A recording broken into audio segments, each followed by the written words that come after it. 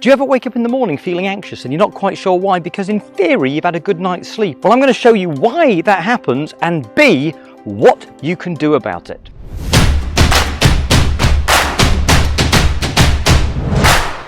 Welcome back to the channel, and by the way, if it's your first time here, my name's Howard Cooper.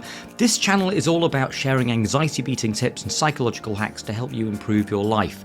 If that's the sort of content that you like, then click subscribe, it'd be great to have you, and more importantly, click the like button, and that really helps YouTube know that this is content worth sharing. One of the things that I've noticed over the last 20 years of working with people therapeutically is I often get the question, I just seem to wake up with anxiety, and it can't be a result of thinking because I've been asleep all night. Is there a problem with me? Am I ill? Am I wrong? Oh God, just make it go away. God, it's going to be one of those days, isn't it? That's part of the problem. Let me explain. About 5 years ago, I got an infection and I was put on some medication. And about 5 days into the medication cycle, I began to feel these weird feelings of panic and overwhelm and anxiety in the middle of the day. And I couldn't work out why, because nothing discernibly else had changed. And I started ruminating and thinking to myself, oh my God, am I going to start with anxiety again? Am I getting an anxiety disorder? What if this doesn't last? Why is this happening? And something occurred to me. I went and checked the side effects. And one of the side effects was that it can cause increased anxiety. There was a physiological cause for it. And at that moment of realizing there was a physiological cause for it, what happened to me? I finished the course and the anxiety and the sensations of overwhelm didn't dissipate until I stopped taking the medication. But I was certainly much more able to cope because I wasn't then adding all sorts of story like, oh God, I'm going back to feeling anxious again and this is a problem. No, it's just the medication. There was a reason behind it. Because I knew there was a physiological cause for it, I kind of didn't ruminate in the same way. I didn't have the same psychological suffering. I just chalked it up to, okay, that's what it is, and when the medication is over, it'll go back to normal. And of course it did. I didn't make it more than what it actually was. I didn't build it up into a big issue.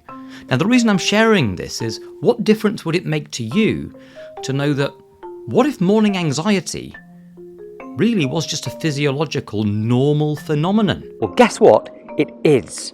So let's talk about cortisol awakening response. Cortisol is a stress hormone and it's released by the adrenal gland. It's a little triangular gland above the kidney, your body's natural alarm system. Cortisol levels are not static the whole time.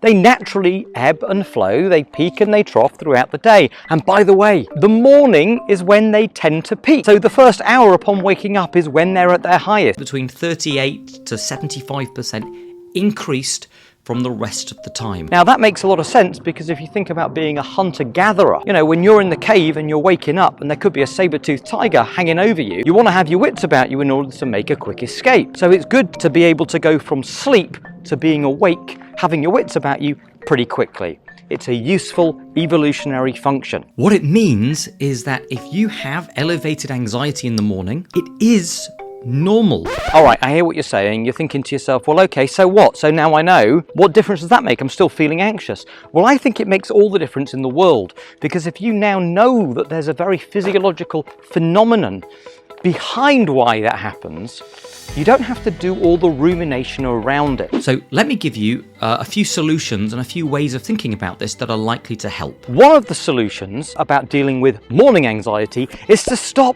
dealing with morning anxiety. And what I mean by that is your cortisol levels, given that they're always rising and falling, what you want to do is to, instead of focusing on how do I just bring down my cortisol levels in the morning, it's really just lowering all your cortisol levels. In other words, stop focusing on it as a problem about relieving morning anxiety and start thinking about how do I just get better at dealing with anxiety overall. Number two, remembering that it's a physiological response to have slightly elevated anxiety in the morning is useful because you stop ruminating on it.